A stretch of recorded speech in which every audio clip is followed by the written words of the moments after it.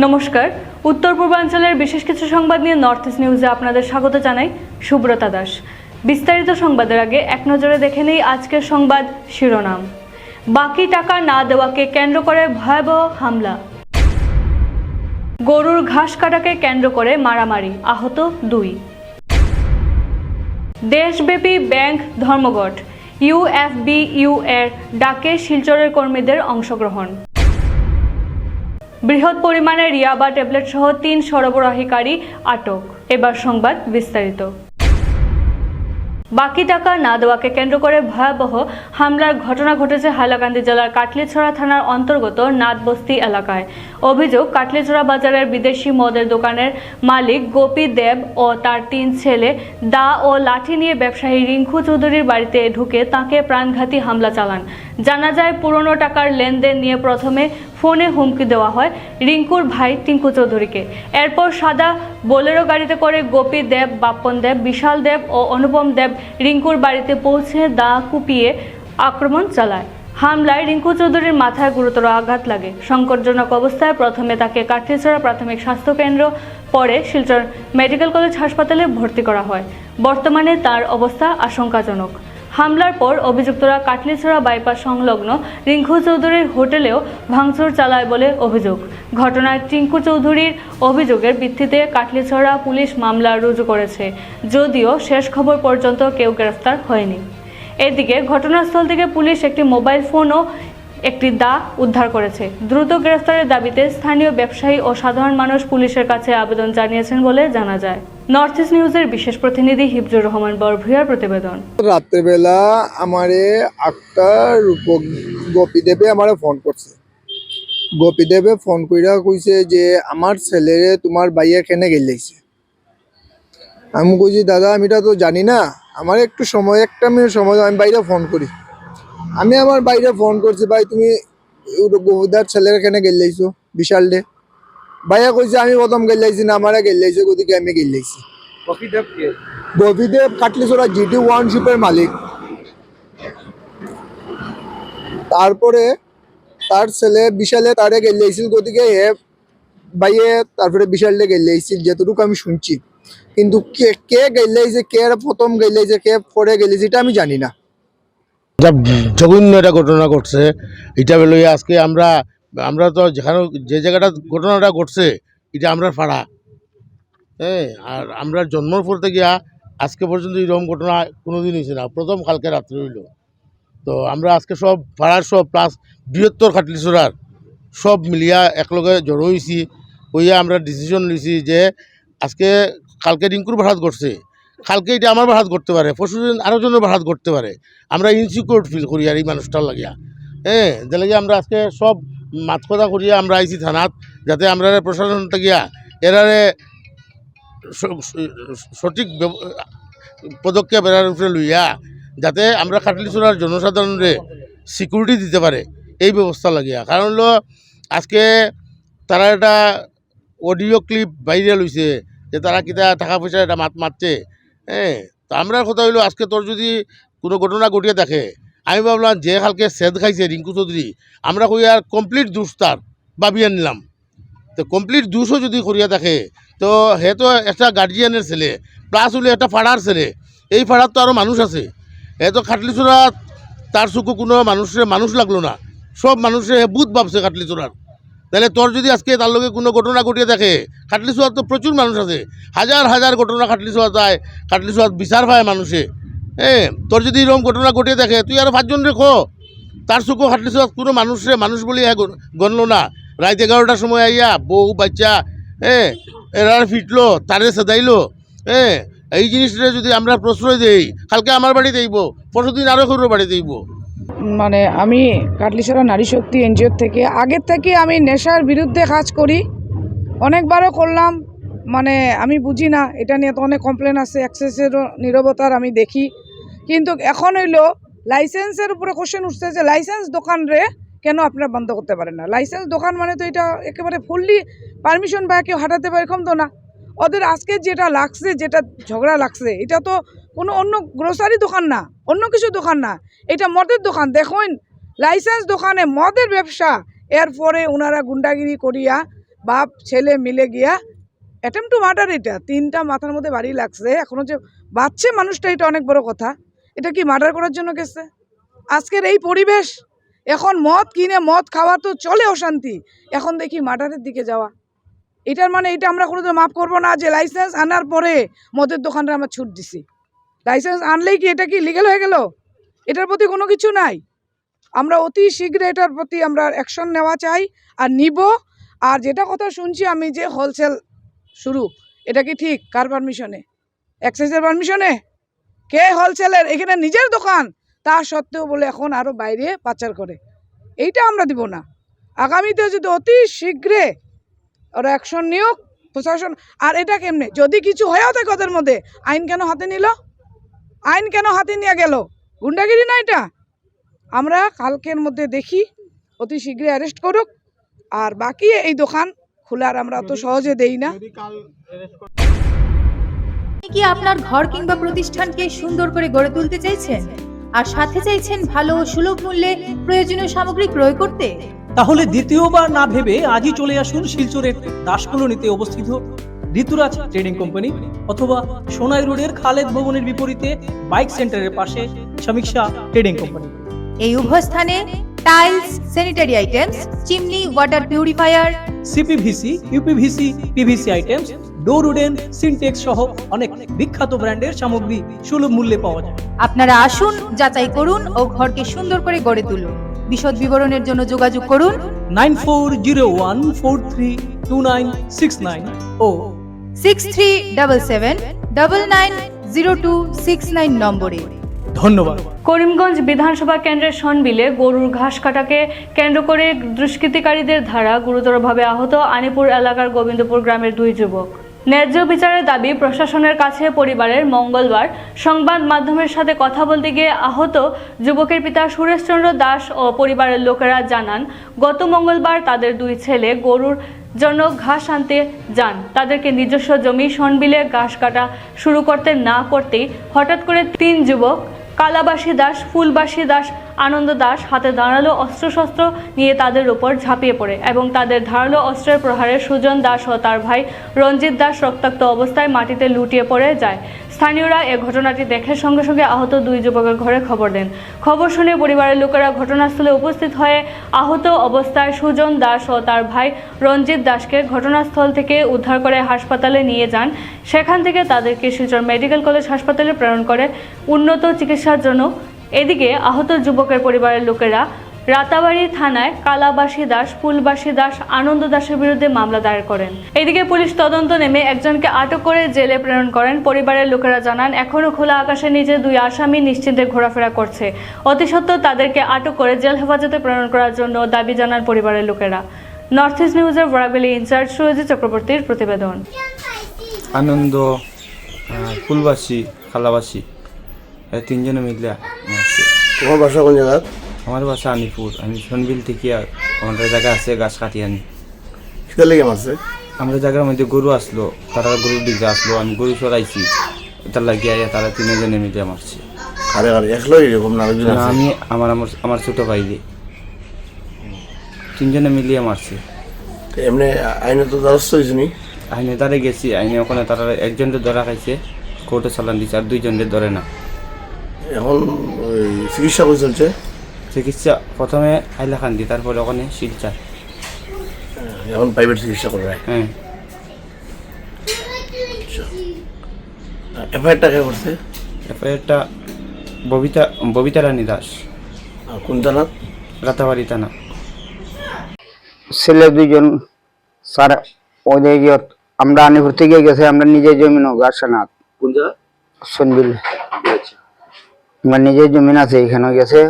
যাওয়ার পরে 3-4 জন দুষ্কৃতকারী করে দেয়, দরিয়া মারপিট করিয়া মাথা উতা ফাটাইয়া কুড়াল দাও দিয়া এরপরে এইখানে ফলাই দিছিল মারিয়া, কইছে তোর হাম শেষ, জেল তুই বই। পরে এইখানে আরো মানুষের দিকে এক মেয়ে লুকে পরে ফিন্দনে খাবার সিরিয়া পর্যন্ত তারা আত্মা বাঁচাইছে। এরপরে তো আমি রাতাবাড়ি থানা তাইনা কেস দিলাম। কেস দিছি ও 3 জন আসামির নামে, আনন্দ দাস, ফুলবাসী দাস। 1 নম্বর হইল আনন্দ দাস। তারা এখন পর্যন্ত কেউ ধরতে পারছে না। কয়জন আসামিটা ধরছেন এখনো? 2 জন আবার হইছে বাকি। কারা ধরছে? ধরছে কালাবাসী। তারা অ্যারেস্ট করছে? আচ্ছা, ওখানে আপনি কিতা দাবি জানেন পুলিশের কাছে? পুলিশের কাছে এটাই অনুরোধ করছি বলে, স্যার আমরা আসামিগুলা ধরুন, আর আমরা তো রুগী লিয়ে আমরা ব্যস্ত, মানে আপনারা আনুন। রুগী কই আছে? রুগী তো private medical. United forum of bank unions UFBU এর ডাকে মঙ্গলবার সমগ্র দেশে অল ইন্ডিয়া ব্যাংক ধর্মঘট পালিত হয়। শিলচরের সব বড় bank SBI, PNB, bank of Baroda সহ অন্যান্য এর কর্মীরা ব্যাপক অংশগ্রহণ করে। 9টি শীর্ষ ইউনিয়নের যৌথ প্ল্যাটফর্ম ইউএফবিইউ 8 লক্ষ কর্মী অফিসারের প্রতিনিধিত্ব করে। মূল দাবি হলো ব্যাংকিং খাতে 5 দিনের সপ্তাহ চালু ও শনিবার ছুটি। 2024-এ আইবিএইউ এফবিইউ চুক্তি সত্ত্বেও কেন্দ্রীয় সরকার বাস্তবায়ন করেনি। আরবিআই, এলআইসি এর মতো প্রতিষ্ঠানে ইতিমধ্যে 5 দিনের কার্যসূচি চলে। ধর্মঘটে ব্যাংকিং সেবা ব্যাহত হলেও ইউপিআই অ্যাপ, এটিএম অব্যাহত ছিল। শিলচরে এপিবি এর জেলা সভাপতি হিল্লোল দে, সচিব দেবদত্ত বিশ্বাস, সুরজ বণিক, জয়দীপ পাল প্রমুখ নেতাকর্মী ব্যাজ পরিধান করে দাবিপত্র বিতরণ করেন। ইউএফবিইউ জনগণের সহযোগিতায় কৃতজ্ঞ। আন্দোলন কেন্দ্রের দৃষ্টি আকর্ষণ করবে কিনা তা দেখা যাবে। নর্থ ইস্ট নিউজের বরাকভ্যালি ইনচার্জ সুরজিৎ চক্রবর্তীর প্রতিবেদন। ফোরাম অফ ব্যাংক ইউনিয়নের ব্যানারের আন্ডারে সারা দেশব্যাপী আমরা সব ইউনিয়ন মিলে আমরা আজকে ধর্মঘটের ডাক দিয়েছি। এই ধর্মঘটের মুখ্য উদ্দেশ্য হচ্ছে আমাদের 8/3/2024-এ আমাদের ইন প্রিন্সিপাল অ্যাপ্রুভেল হয়েছিল ইন্ডিয়ান ব্যাংকিং অ্যাসোসিয়েশনের সাথে। প্রত্যেকটা রেগুলেটরি বডি যেমন আরবিআই, সেবি প্রত্যেকগুলোতেই 5 ডে ব্যাংকিংয়ের ব্যবস্থা আছে, আর আমাদের ব্যাংকেও যাতে চালু করা হোক এই উদ্দেশ্যে ইউনিয়নের সাথে ইভেন বৈঠক হয়ে এটা ইন প্রিন্সিপাল অ্যাপ্রুভেল হয়েছে 6 মাসের মধ্যে এটা এগ্রিড হবে। কিন্তু আজকে পর্যন্ত 2 বছরের উপরে হয়ে গেছে, গভর্নমেন্টের কাছ থেকে আমরা কোনো আশানুরূপ আশা পাইনি আমরা। এই জন্য আজকে আমরা বাধ্য হয়ে আমরা আজকে স্ট্রাইকের ডাক দিয়েছি। আরেকটা কথা হলো গিয়ে শুধু যে 5 ডে ব্যাংকিং আমরা চাইছি এটা না, এটার বিনিময়ে যে সময়টা আমরা বন্ধ চাইছি এটার বিনিময়ে আমরা 40 মিনিটস করে কাজ বেশি করারও আমরা অ্যাপ্রুভেল দিয়েছি আমরা। এটা না শুধু যে আমরা জনগণের স্বার্থের জন্য, কেননা এই ক্ষেত্রে যখন একদিন বন্ধ থাকবে তখন ব্যাংকের ক্ষেত্রে প্রোডাক্টিভিটিও বাড়বে। তো সবারই দেখুন আজকের দিনে কর্পোরেট সেক্টর বলুন, আরবিআই বলুন, সেবি বলুন, সব কিছুতেই 5 ডে ব্যাংকিংয়ের ব্যবস্থা আছে, শুধু ব্যাংকেই আমরা এইগুলো পাচ্ছি না। আর যেহেতু গভর্নমেন্ট আজকের দিনে আইবিআই ইন প্রিন্সিপাল অ্যাপ্রুভেল দিয়েছে, তো আজকের দিনে কোনো ইন প্রিন্সিপাল অ্যাপ্রুভেল দেওয়ার পর যদি 2 বছর থেকে এই জিনিসটা নাকচ করা হয়, আমাদেরকে তো অনেকবারই আমরা স্ট্রাইক কল করেছি, কিন্তু গভর্নমেন্ট অনেক পজিটিভ রেসপন্স দিয়েছে। দেওয়ার পরেও আজকে পর্যন্ত মোর দেন 2 ইয়ার্স হয়ে গেছে, কোনো ধরনেরই এমন আমরা রেসপন্স পাচ্ছি না। এই ক্ষেত্রে আমরা বাধ্য হয়ে আজকে আমরা অল ইন্ডিয়া ব্যাপী আমরা আজকে স্ট্রাইকের ধর্মঘটের আমরা আজকে ডাক দিয়েছি। আমাদের কাছে আর কোনো রাস্তা ছিল না। আরেকটা জিনিস হলো গিয়ে যেটা আমি বললাম, আমরা যে একদিন কাজ করবো না এটার বিনিময়ে আমরা 40 মিনিট করে ডেইলি আমরা কাজ বেশি করারও কথা বলেছি। এটা না যে শুধু একদিন বন্ধ নিয়ে আমরা আরাম করবো, এটাও না। তো সব মিলিয়ে আমরা বাধ্য হয়ে আজকে রাস্তায় নেমেছি। আজকের দিনে যে স্ট্রাইকটা হবে, শুধু আমরা ঘরে বসে থাকবো না, এই জন্য আমাদের আজকের হাজিরাও কাটা হবে। আজকের দিনে আমরা হাজিরা কেটেও আমরা রাস্তায় নেমেছি বাধ্য হয়ে। মোর দেন 2 ইয়ার্স আমরা ওয়েট করে দেখেছি, গভর্নমেন্টের কাছ থেকে আমরা কোনো ধরনেরই আশানুরূপ আমরা আশা পাচ্ছি না। এই ক্ষেত্রে আমরা বাধ্য হয়ে আজকের দিনে আমরা ধর্মঘটে ডাক দিয়েছি। ধন্যবাদ। কাছাড় জেলার কাঠিগড়া রাজাটিলা এলাকায় কাছাড় পুলিশ নেশা বিরোধী অভিযান চালানোর সময় বৃহৎ পরিমাণের ইয়াবা ট্যাবলেট, 3টা মোবাইল, 2টি মোটরসাইকেল সহ একটি টাটা সুমো গাড়ি জব্দ করে পুলিশ। সঙ্গে 3 সরবরাহকারী আটক করা হয়। আটক করা 3 জনের নাম হলো শাহজাহান আহমেদ, মুক্তদির আলম বরভুইয়া ও তার পুত্র কামরুল আলম বরভুইয়া। তাদের কাছ থেকে উদ্ধার করা হয় 10,000 ইয়াবা ট্যাবলেট, যার ওজন হলো 1 কিলো 75 গ্রাম। জব্দ করা ইয়াবা ট্যাবলেটের বাজার মূল্য কয়েক লক্ষ টাকা হবে। অভিযোগের সময় 3টা মোবাইল ফোন জব্দ করে পুলিশ। এ ঘটনার সঙ্গে অন্য কেউ জড়িত আছে কিনা এ বিষয়ে পুলিশের তদন্ত অব্যাহত রয়েছে। নর্থ ইস্ট নিউজের বরাকভ্যালি ইনচার্জ সুরজিৎ চক্রবর্তীর প্রতিবেদন। কাছাড় জেলার সোনাই থানার সাতকড়াকান্দি প্রথম খণ্ডে গৃহবধূ শাকিরা বেগম চৌধুরী বয়স 25-এর রহস্যজনক মৃত্যুকে কেন্দ্র করে চাঞ্চল্য সৃষ্টি হয়েছে তার বাবার বাড়ি তুলার গ্রাম প্রথম খণ্ডে। ঘটনার স্বামী ইন্তাজুল হক লস্করকে আটক করেছে পুলিশ। স্বামীর বাড়ির দাবি, রবিবার রাত প্রায় 10টার দিকে হঠাৎ শারীরিক অবস্থার অবনতি হলেও শাকিরাকে শিলচর মেডিকেল কলেজ হাসপাতালে নিয়ে যাওয়া হয়, যেখানে চিকিৎসক মৃত ঘোষণা করেন। তাদের মতে হৃদরোগজনিত কারণেই মৃত্যু হয়ে থাকতে পারে। অন্যদিকে মৃতার পরিবারের অভিযোগ, বিয়ের পর থেকে স্বামী ও তার পরিবারের পক্ষ থেকে মানসিক ও শারীরিক নির্যাতন চলছিল। এজাহারের ভিত্তিতে স্বামী সহ 3 জনের বিরুদ্ধে মামলা রুজু হয়েছে। পুলিশ ইতিমধ্যে ইমতাজুলকে আটক করেছে, বাকিদের খোঁজ চলছে। ময়নাতদন্তের পর মৃতদেহ পরিবারের হাতে তুলে দেওয়া হয় এবং সন্ধ্যা 5:30টায় বাবার বাড়িতে দাফন সম্পন্ন হয়। এলাকায় নেমে আসে শোকের ছায়া। সচেতন মহলের মতে ময়নাতদন্তের রিপোর্ট হাতে এলেই মৃত্যুর প্রকৃত কারণ স্পষ্ট হবে। তদন্ত অব্যাহত রয়েছে। নর্থ ইস্ট নিউজের বরাকভ্যালি ইনচার্জ সুরজিৎ চক্রবর্তীর প্রতিবেদন। मेरा नाम शकीला बेगम चौधरी আর বর্তমান স্বামী তাকিয়ে গেছেন, তার নাম হলো ইসরাজুল হক লস্কর। আর এই বাবার নাম হলো নজিবুদ্দিন চৌধুরী। বিগত 15 মাস আগে ওনার বিয়ে হয়েছে সাতলাহাদির সামাজিকভাবে এবং 45 দিন প্রায় হয়েছে ওনার একটা বাচ্চা জন্ম হয়েছে। তো ওর স্বামীর সঙ্গে অনেক দিন থেকে একটি চলাফেরার মাধ্যমে এবং ঘর সংসারের মাধ্যমে একটু অসুবিধা চলছে, যেটা ব্যক্তিগতভাবে মেয়ে ঘরের মধ্যে বা আমাদের কিছু বলেনি। অতঃপর কিছুদিন এইভাবে চলাফেরা করার পর ওর স্বামী গতকালকে আপন বোন সুমি বেগম চৌধুরী এবং উনার মাসিত বোন নুন বেগম, ওরা পারিবারিক সূত্রে এবং দাওয়াতের সূত্রে ওনার ঘরে গিয়েছিলেন অনুমানিক গতকালকে বিকাল 3টার সময়।